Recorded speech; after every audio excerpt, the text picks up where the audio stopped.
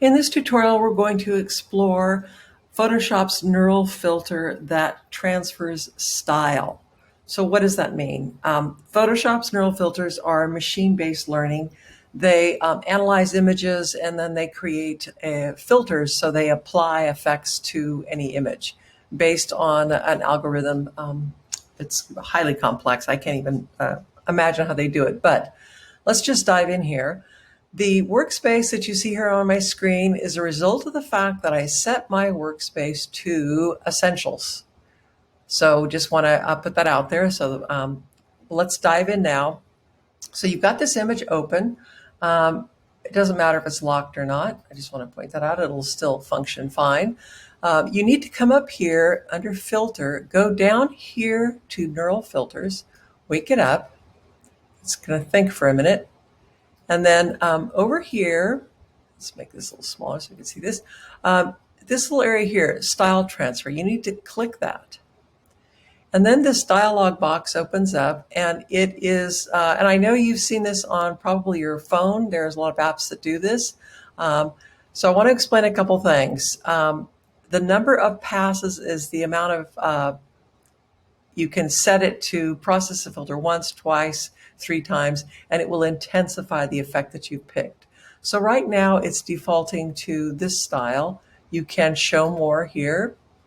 You can go down here to like a Van Gogh, and it takes a second and applies it. But let's also look at, we can do some additional things here. So if we click here, I'm sorry, I want to pull this down a little bit here.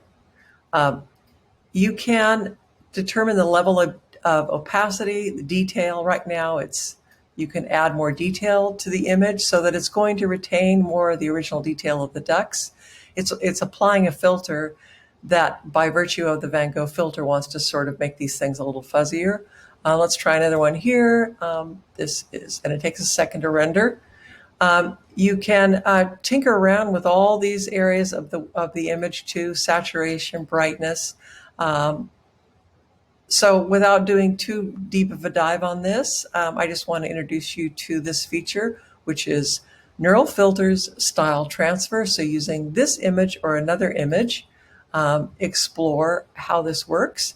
And I do want to point out that when you click OK, you're going to see that your original image was not destroyed.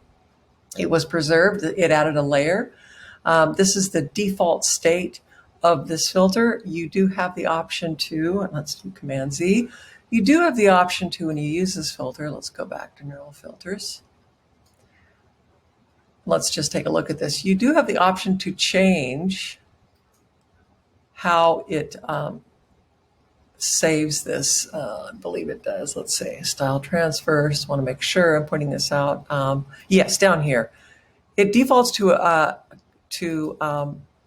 a new layer, but you can ask it to duplicate the layer, smart filters. There's a lot of different ways. I suggest just a new layer, because then that way, at the end of the day, you've got your original image.